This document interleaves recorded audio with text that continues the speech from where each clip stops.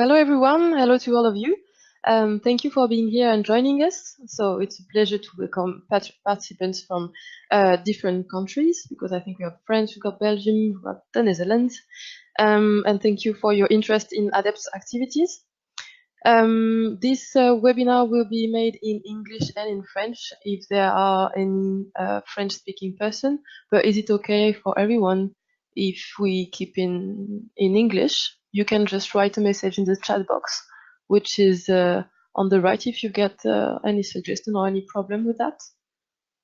If it's okay, we can just stay in English. It would be okay for you, Sarah and Irvin? Yes, for me, English works fine. Okay, that's perfect. So let's get straight into the webinar. I'm going to introduce myself and give some technical points, and then give you the floor. So my name is Clara. I'm the Capacity Development Manager at ADEPT, the Africa-Europe Diaspora Development Platform. So this is ADEPT. It's a European network of African Diaspora Development Organization, and we are based in Brussels.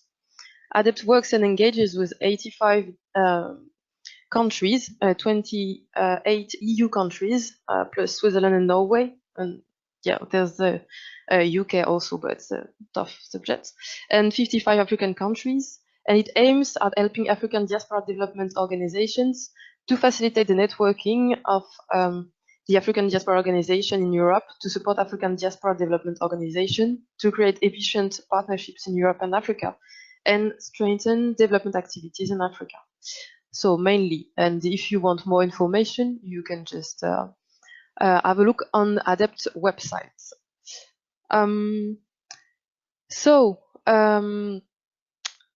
For the technical points, I think everybody's doing it now, so it will be okay. But I would ask you to keep your microphones muted and only unmute them when the floor for discussions and exchange is open. And you will be able to click on the microphone button in the chat box in front of your name. And also feel really free to use the chat box for any questions and comments during the whole webinar. We can see them, I can see them, and I think our speakers, whom you can see the pictures right now, we'll be able to see them and maybe write and start thinking about answers. So for today, we have 3 speakers, or maybe 2. Sarah, I don't know if Adelaide will join us at the time. Yeah, you can tell me. No, Adelaide won't join. Okay, no problem. So we have 2 key speakers and very interesting speakers. We've got Irvin Viendt, is the director of NINsee, which is the National Institute of Dutch Slavery and African Heritage. NINsee is based in Amsterdam, Netherlands, and aims to research, educate, discuss, and process the history of Dutch slavery and its legacy. And I will leave Irvin tell more about what the NINsee does.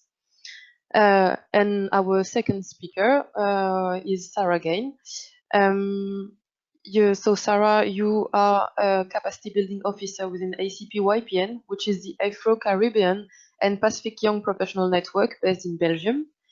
ACP-YPN provides a platform for young people to play an active role in policymaking processes at the national, regional, and international levels, if I'm not saying something wrong. Just to mention it, I already mentioned it at the beginning of the webinar, but Mr. Viendt will have to leave us quite quickly. He has to attend another meeting in Amsterdam, so we might interrupt the presentation at a certain time to leave him the possibility to let him the possibility to answer to some questions. Or feel free, as I've already said it, to use the chat box to write it down, to write your questions down, and we will try to answer them before his departure. So, about the Black History Month and the subject of this webinar, as some of you may already know, we are now celebrating a Black History Month in some countries around Europe. This month was originally founded to recognize the contributions that people of African and Caribbean backgrounds have made to their country over many generations. And starting in the United States, Black History Month has expanded now to include the history of not just Afro-Caribbean Black people, but all Black people in general. And it is an inspiration, or it became an inspiration for other events, such as the National Hispanic Heritage Month from September to October, also born in the United States, or the Asian Pacific American Heritage Month, which takes place in May. It is either praised or criticized, or both at the same time. But first of all, I think that what would be interesting is to go back to the origin of the Black History Month and how it was created. So to begin, it was created in the US by the historian Carter G. Woodson. He wanted to challenge preconceptions at the time that the Negro had no history. And he founded the Association for the Study of Negro Life and History in 1915, which encouraged scholars and historians to research and preserve Black history and culture. He then founded in February 1926 the Negro History Week, which initial objective was to coordinate the teaching of Black Americans in public schools in the United States. The fact is that the first Negro History Week received a mixed reception, although it was supported by a few departments of education in different American states. But according to his founder, Dr. Carter G. Woodson, teaching Black history remains essential to the physical and intellectual survival of Black people in society. Nonetheless, in 1929, the Journal of Negro History, which was linked to the organization, noted that all states with a large Black population had organized events related to the Negro History Week, and that churches also were participating in. So we saw the creation of Black history clubs, and some mayors made it an official celebration. It was later decided that a week wasn't long enough, and against the backdrop of the civil rights movement and the Black Power movement, the expansion of Black History Week was first proposed by the leader of the Black United Students at Kent State University in February 1969. And the first celebration of Black History Month took place at the university the following year in February 1970.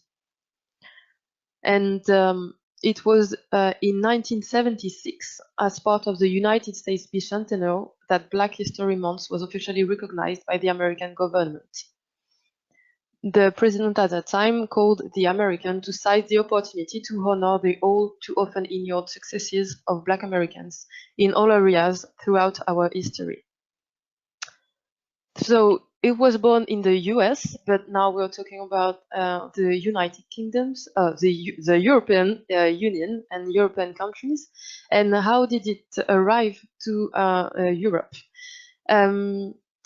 So it started with the UK, and a man, a Ghanaian-born man called Akiaba Adaisebo, was a special projects officer at the Greater London Council, went to the United States, and he discovered the Black History Month. And then he just decided that it would be very interesting to bring it to the United Kingdom. And so in 1987, we could see the birth of the first Black History Month UK.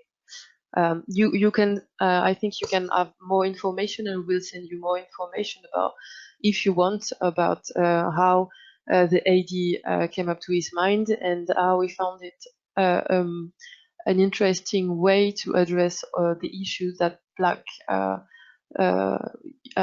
people in the United Kingdom had to address. So one question is, why also that the celebration is made in February in the US and in October in the European Union. So the US celebrates it in February because of the birthdays of the former US President Abraham Lincoln and also the abolitionist Frederick Douglass. And why did the UK chose to celebrated in October, there are two reasons. They are not totally certain, but one reason would be that October is the traditional month when African chiefs and leaders gather to settle their differences. And also, many think that October, at the beginning of the new academic year, can give Black children a sense of pride and identity. Nonetheless, we have seen, or you may know, that the first Black History Month was organized in France, or they tried to organize it. They chose the month of February. So, well, it depends. And I think this is exactly the purpose of our webinar, is to see how can every organization and country adapt the concept to its own background. So I think that it is okay for an introduction. If you have other questions, we might have time to talk about it later. And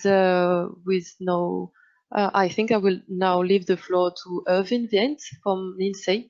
If you want to tell us more about your organization and how you organize the Black History Month in the Netherlands.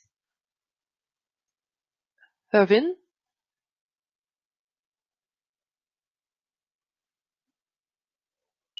Can you hear me? Yeah, we can hear you. I can hear you. So yeah, I will let the floor is yours. Yes, thank you. Yeah, thank you. Good afternoon, everybody. My name is Erwin Wendt, and I'm a sociologist by profession, and now director of the NINsee, the organizing body of the Black Achievement Month in the Netherlands.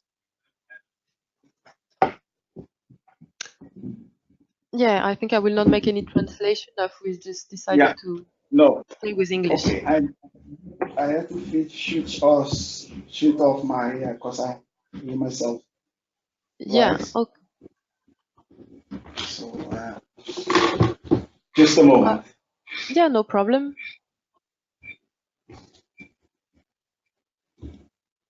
Okay. It's okay? Do you still hear us? You can hear me? Okay. That's perfect. No, I am very grateful that Luisa Suarez has invited me to share some experiences and thoughts centering on the Black Achievement Month with you, because I think it is a good idea indeed to pull our voices and see how we can elevate this type of activities to the European level. I hope you can hear me. Yeah, we can hear you. Just all participants have their microphone muted, but it's okay. Okay. Let me first briefly introduce the NINsee. You say it already, the acronym stands for National Institute for the Netherlands History of Slavery and its Heritage. It was founded in 2002 after a long and deliberate struggle by the leadership and activists of the Afro-Caribbean community in the Dutch in the Netherlands. It was almost eliminated by a neoliberal Minister of Culture in 2012, but has since been resurrected and is now, among other things, the producer of the official Dutch annual Slavery Remembrance Day on the 1st of July. This event that is named Keti Koti, which is Ranantonga, the Suriname language for the cutting of the chains. And it takes place in a growing number of cities and towns. Having started a rallying point for the Afro-Caribbean communities, it now has a growing attendance of the Dutch general population. In 2019, the Dutch parliament has ordered the national government to provide for structural sponsorship of the event.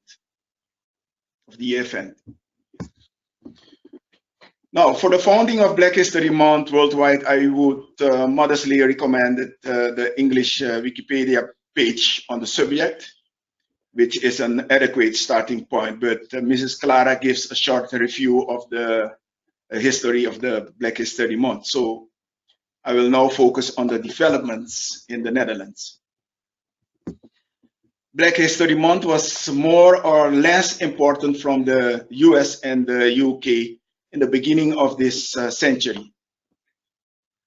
But honestly, it never established a very impressive presence in the Netherlands, nor a solid central organization.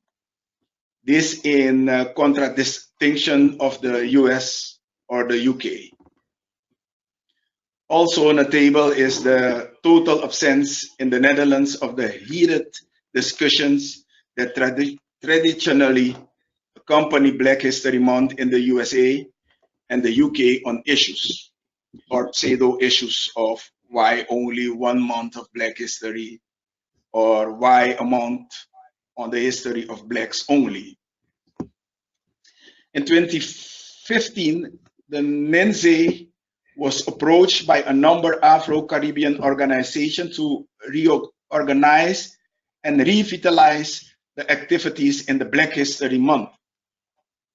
After due consideration, NINsee agreed to do this, but then made a deliberate choice to redesign and redevelop the Black History Month into a Black Achievement Month.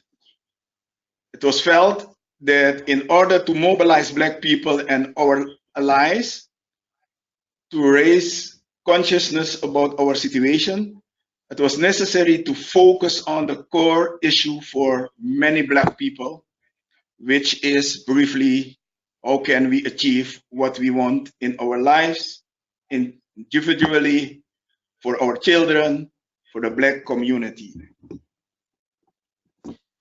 This turn towards an achievement month did not mean that Black history would be absent in the activities of the Black Achievement Month, but that a more thought-provoking and future-oriented approach based on an awareness of the historical context was developed. Also, it was taken into account that the amount of effort towards and visibility of Black history in the institutional field is in fact growing in the Netherlands, which obviously creates opportunities to append the agenda of the month with more dynamic goals. So now we have a month about the active presence of Black people in the Netherlands against the background of the history of that presence. An important goal of this reorientation is that we wanted to steer away from a reading of history wherein Black people are mostly seen as passive, exclusively as victims of slavery and discrimination.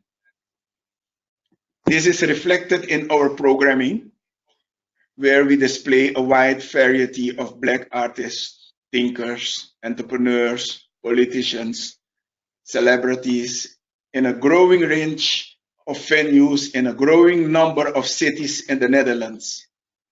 It is not about centralizing our attention for a few days, but very much about reaching out to the audience at large. An important part of the Black Achievement Month is the closing ceremony where Black Achievement Awards are bestowed on people of special importance for the Black communities in the Netherlands. In all modesty, I can say that it's clear that our jury have been doing a great job in spotting very special people to achieve this award. It often concerns modest but brilliant workers that do not see the limelight very often. who have expressed that they consider the award to be a very important recognition for their work, and the audience and critics agree. What we have achieved by all this is that our opening night in our Capital Central's theater is already seen by many as one of the most interesting events in the city's agenda. It is a refreshing experience that at opening night, this theater is full of Black people from all over the Netherlands and white friends enjoying animated conservations, and that all of this now feels so extremely normal. Also, mainstream institutions are now adopting the artists we present during the Black Achievement Month, and some institutions are coming forward to join forces with the Black Achievement Month in programming. So the Black Achievement Month is already enhancing visibility of Black achievers. It is a confidence builder and a conservation piece. But this did not mean we should now be content and let the Black Achievement Month in its present form become a routine self-congratulatory moment. On the contrary, the Black Achievement Month is per definition an activist venture, so we should always be looking for new challenges and keep developing our concept. In that regard, a recurrent issue in our programming of the BAM, the Black Achievement Month, is the question of what counts as a Black achievement. We have not resolved this definitely yet, and frankly, I think we may never do so, nor do I feel this to be really necessary.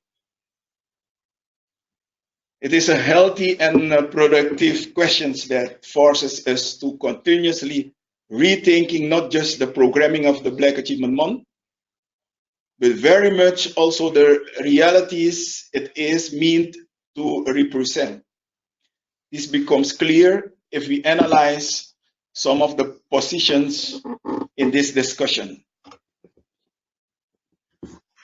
On the one hand, there is the obvious idea that a Black achievement is when somebody of African ancestry is a great performer in certain fields of activity.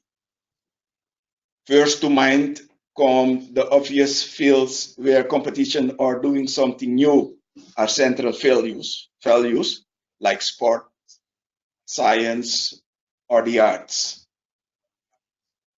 And for our purposes, most notably so in fields where Black people are underrepresented and have a hard time to participate on an equal footing. On the other, there is a growing tendency towards a more critical approach. A Black achievement in that view properly is when Black people do something with special importance for the Black communities and their advancement.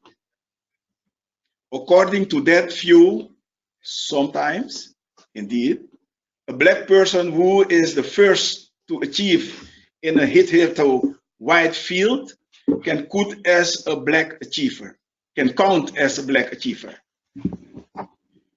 But way more important are Black people who achieve breakthrough for the Black cause or who excel in expressing the needs and perspectives of Black people.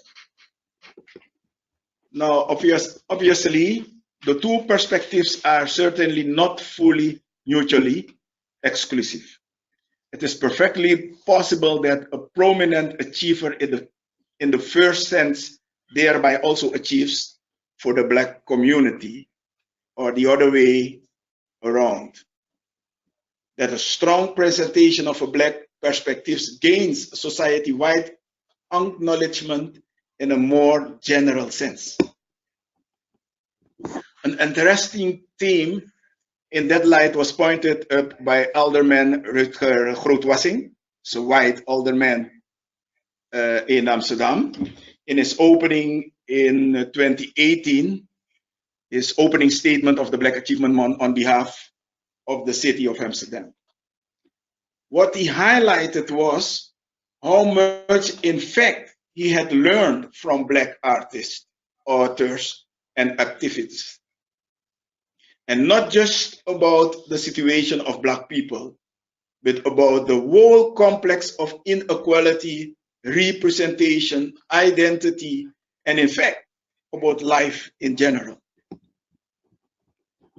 To educate white people, yes, that is an important achievement indeed, and we should never underestimate our capacities and possibilities in that direction. In fact, it is arguable that much of what concerns us in everyday life revolves about this. I even think that, in fact, the whole long history of painstakingly pushing back against racism and colonial thought is one of the Black people educating white people. It is simply not the case that the development of white attitudes and signs of an awakening white conscience are the results of an autonomous process in the minds of well-meaning white people.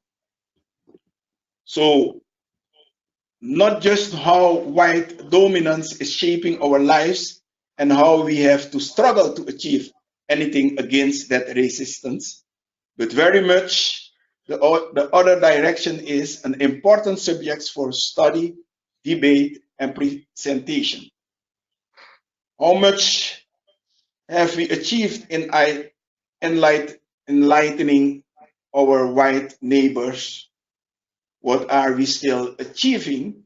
What do we still have to achieve?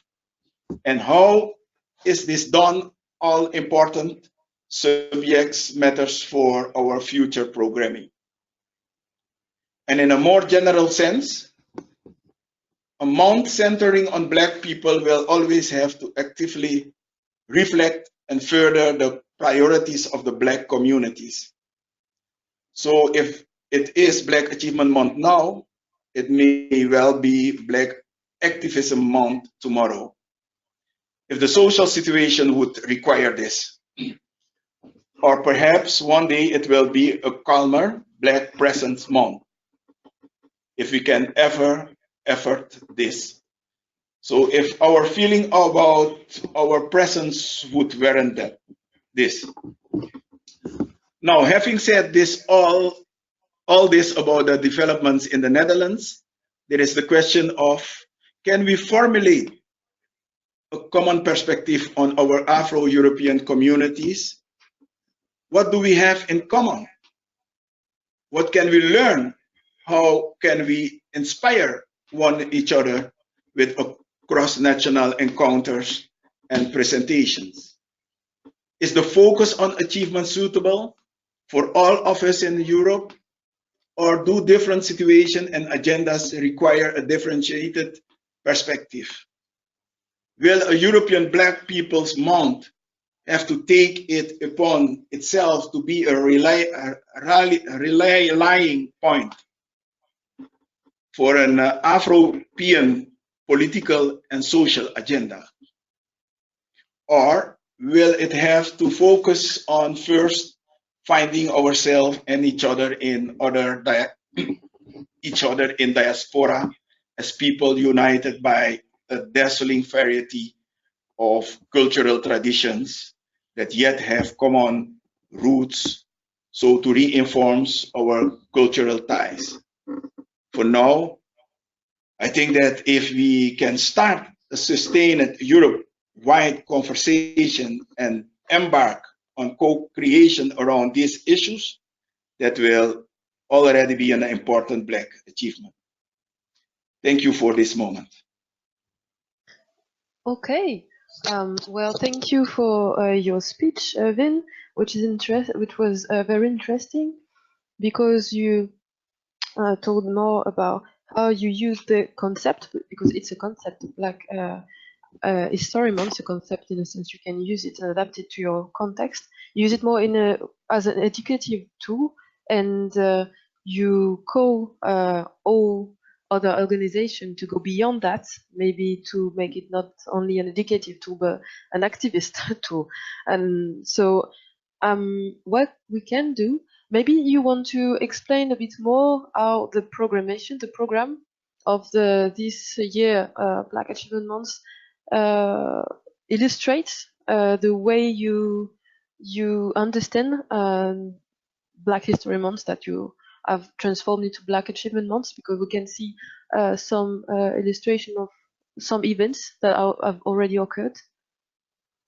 Maybe you want to have a quick word on that? You mean why we transform it to from Black History Month to Black Achievement Month? No, because you've answered that you wanted to.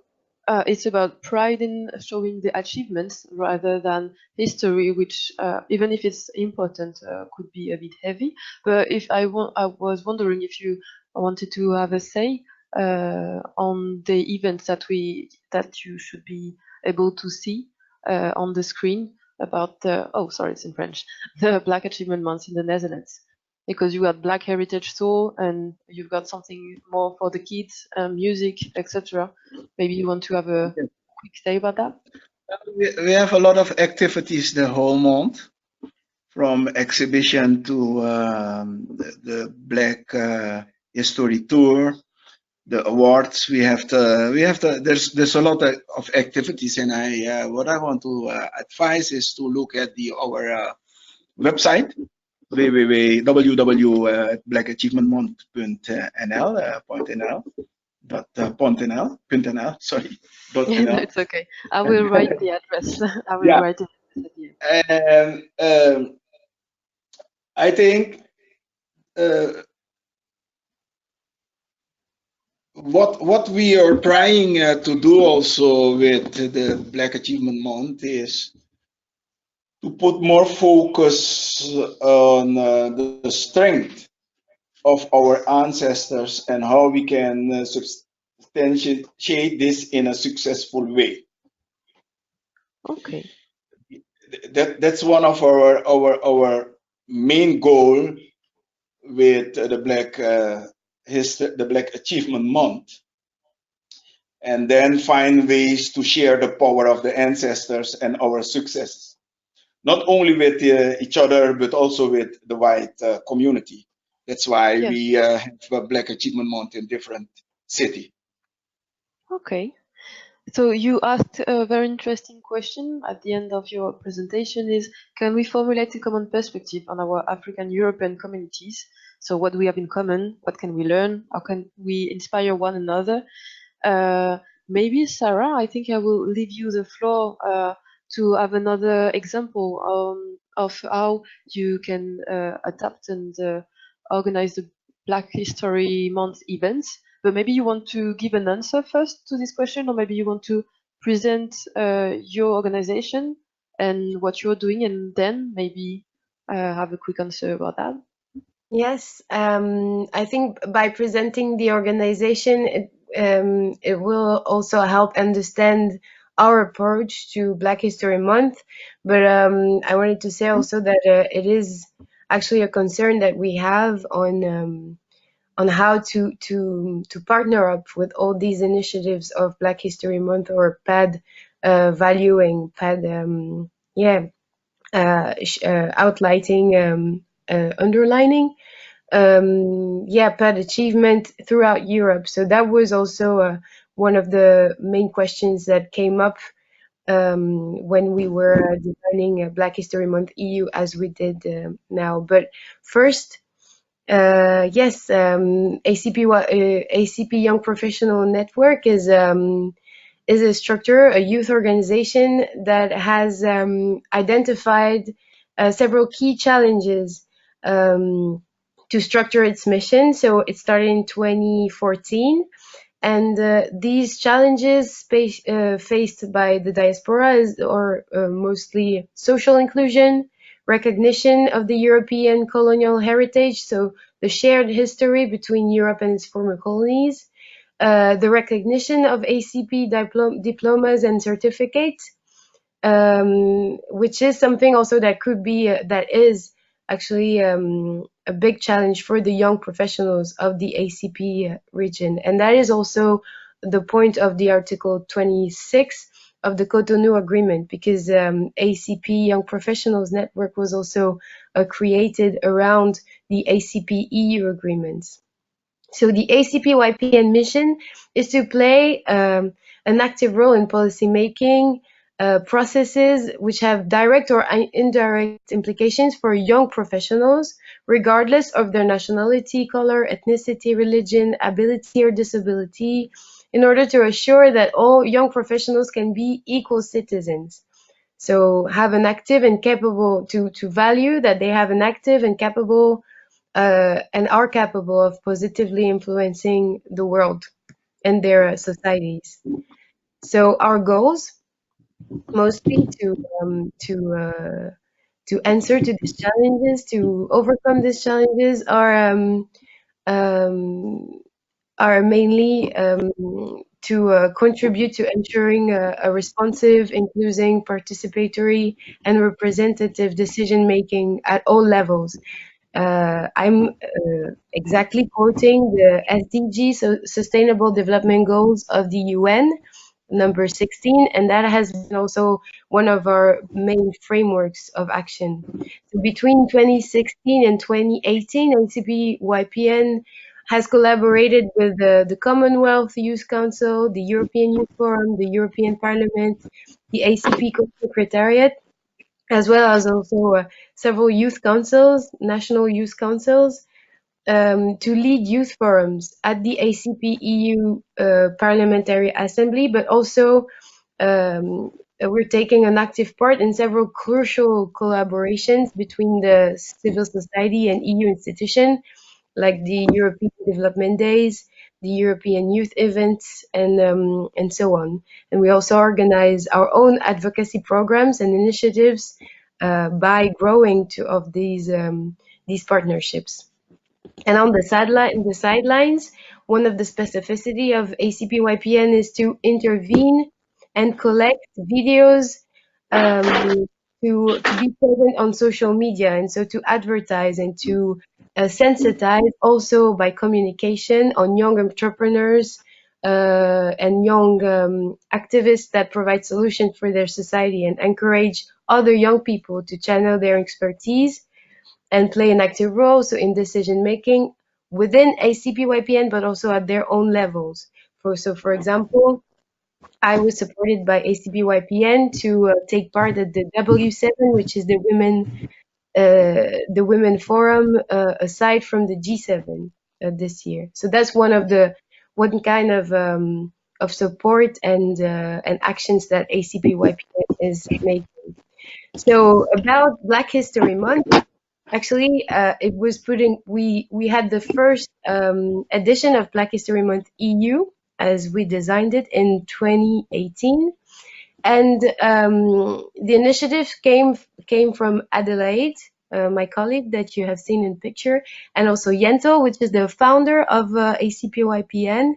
And they both are from UK, and they both had a personal experience of the UK society, and they decided to bring BHM to the European sphere, this European dimension that is one part of the DNA of ACP-YPN, because also we wanted to approach Black History Month as a whole, like all through the European Union.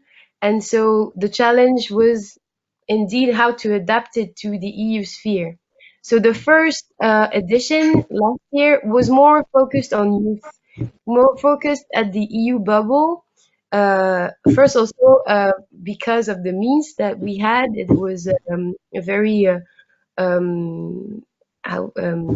very a spontaneous, very little and very spontaneous project at first. So we started small and started with the aim of having impact more than aiming widely, because we're in the process of adapting the SNU, and that's what I'm going to say later. It's a continuous process, and we're always questioning on how to get better. I think it's also the case for any of such civil society organizations. But still, so we started with partners from the EU bubble mainly, and addressed ACP youth. So our expertise, in fact, in politics, entrepreneurship, in tech, in the institutions, and we also led a few events of networking and culture, because that's also the regular events that we're having. So all the time having this kind of identity, to maintain this kind of identity. So at the same time, also we were talking and advocating to the institutions, and I think that's what that was the main source of all of the outcomes that we had from this first edition. So after this program of Black History Month EU, we were approached by the UN PAD Decade, and Adelaide, who was coordinating the 2018 Black History Month, is now one of the youth experts for the PAD Decade implementation in Belgium. So that is one outcome, also something encouraging for us, because it was a positive, and we had several positive responses to this initiative. So this year we wanted to do better and wider.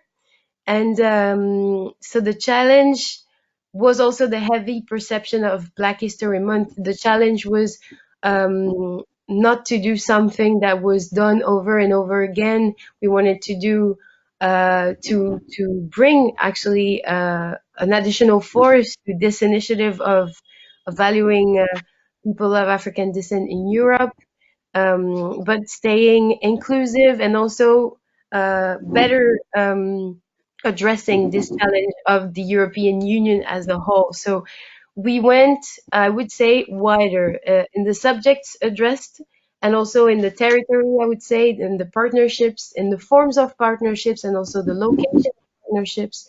So with this will of inclusion and responsiveness, we decided to establish a European program, and to welcome any organization, or anti-racist organization, or PAD organization, human rights defense, that would want to have an event linked to Black History Month EU. So create an event with this initiative, or include their event to our program. The objective was to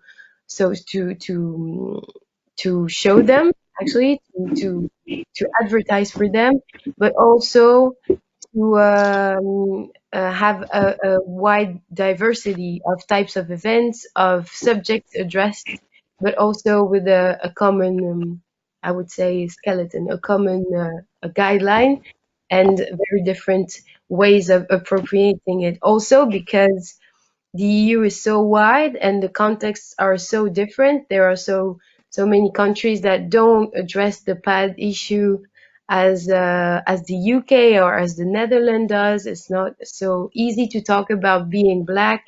I know that there's a lot of color blindness also in so many European countries. So yes, the purpose was to welcome all that and address all that, and then have them having a dialogue with the EU bubble, I would say.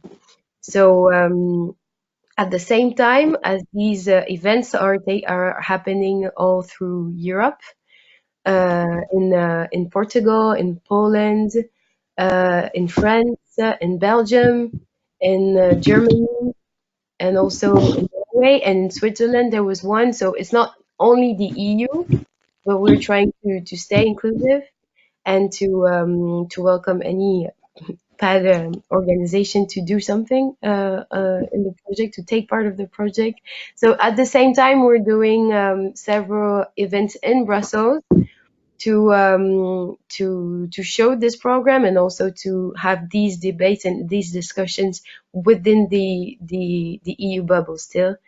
The fact is, the UK is more responsive to it because there is because Black History Month has been existing as we've seen it for several years, and it's not always the case for all EU members, as we've just said. But yes, but this kind of dialogue that we're trying to put in place. And after that, we aim to create a PAD network. So we were really thinking of how to have a follow-up, how to bring and make a real impact out of it, and not just talking about it more intensively during 1 month and then letting everything go, or just leaving everything on the table.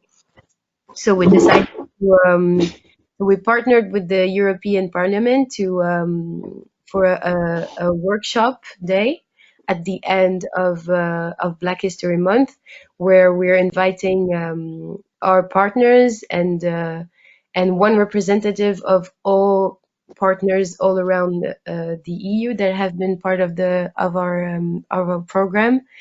First, to talk about this Black History Month and what has happened, what were the outcomes, also to make them talk to each other, to make them network, and it's this aspect of capacity building, and so also to create a more sustainable and more stable European network of people of African descent around the PAD decade, the UN PAD decade, because this aspect has been one of the core advocacy points of the Black History Month. And so now it is about understanding it and letting every civil society organization to appropriate this concept and these advocacy points to be able to disseminate them afterwards.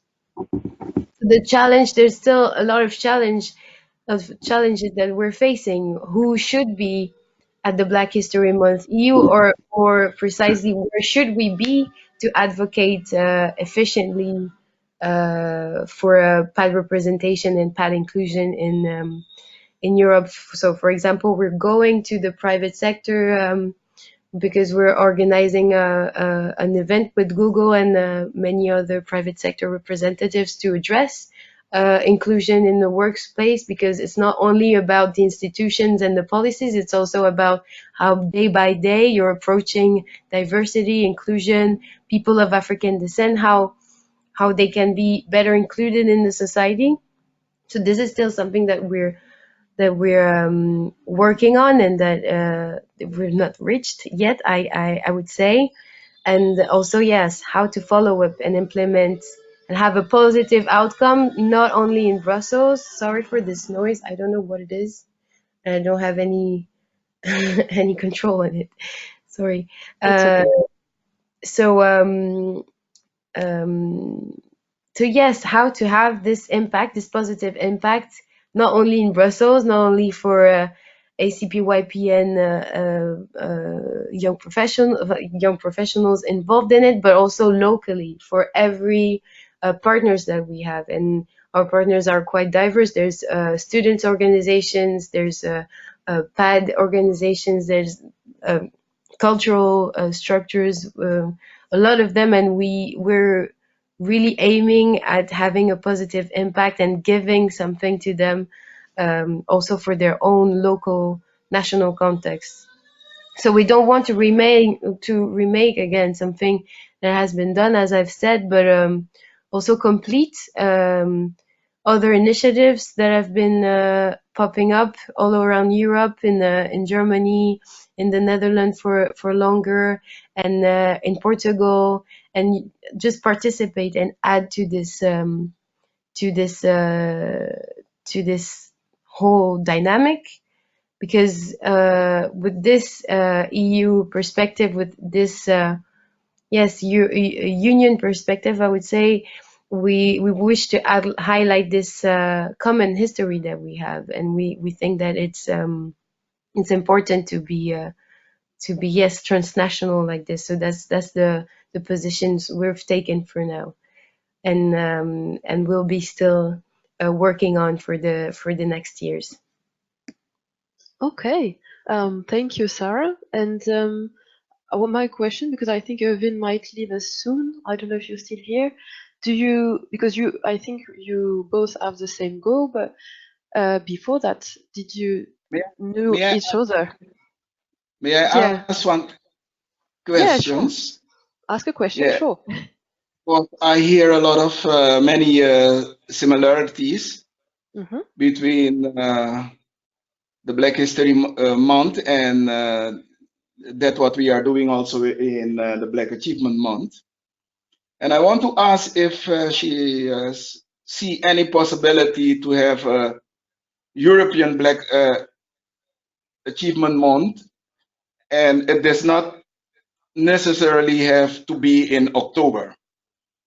I mean, in 1 month around Europe, it can be on a different month in the different country of Europe.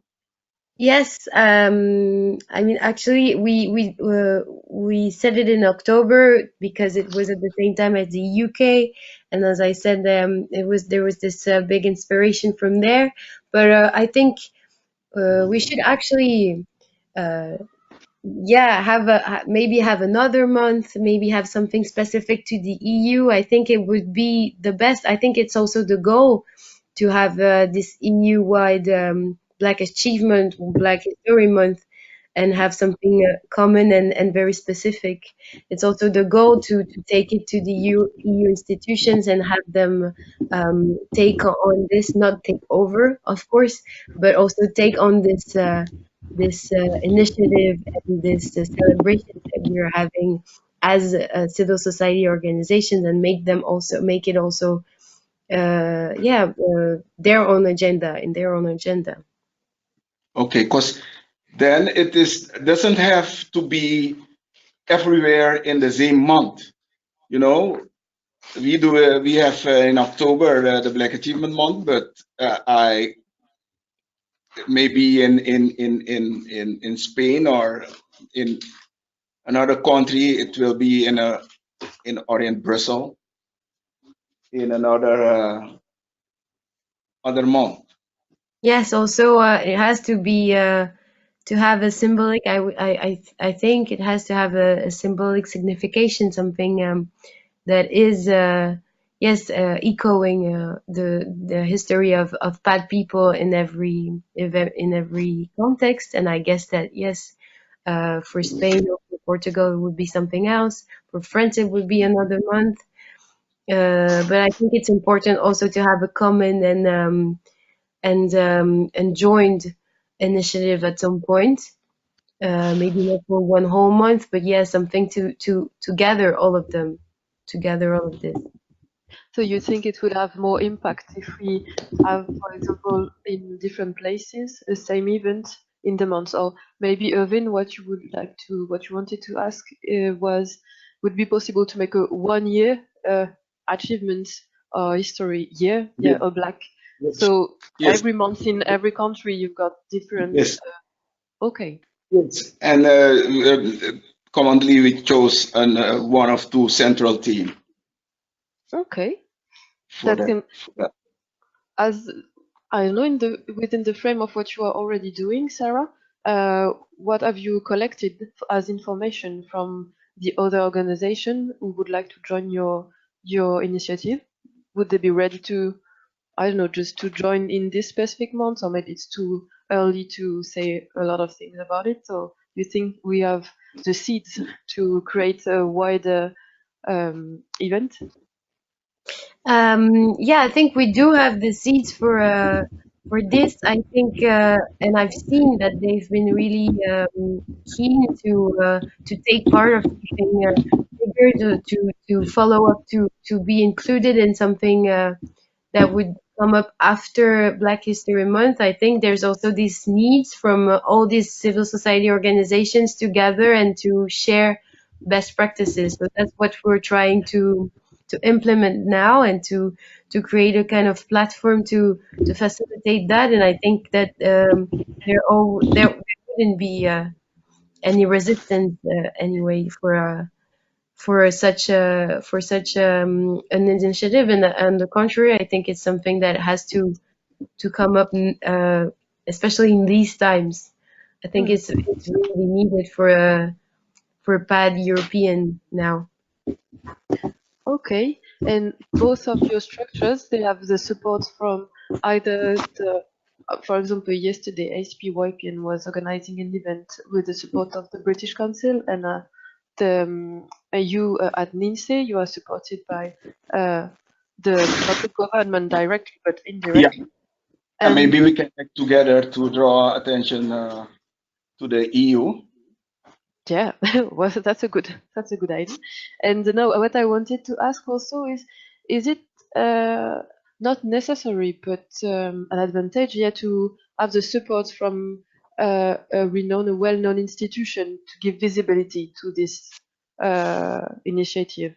For example, in the UK, the Black History Month managed to become famous because of support from, for example, Tony Blair. I can quote something. He said that the former British Prime Minister said that Black History Month provided the opportunity to raise awareness and celebrate the heritage of the minority ethnic communities within the country. And it also gives the public the opportunity to learn, discuss, and pay tribute to the important role that Black people and minority ethnic groups played in shaping the history of this country. So this is a huge commitment from a political figure. And as we know, in Europe, all contexts are quite different. So regarding this, there are also challenges that might need to be faced by organizations around Europe. If you want to organize, or if you are willing to organize a joint European Black Achievement or History Month, how do you think this organization can deal with it? It might be a large question, but take your time. Is it a question to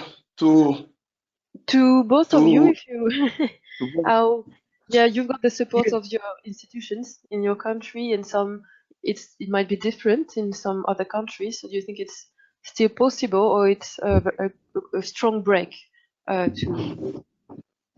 Well, it is possible. That's what we are thinking. We are working on that to meet different the organizations that organize Black issues, Black history issues, to come together and look how we can make it an European event. So for us, is it a goal that we are working on it? Okay.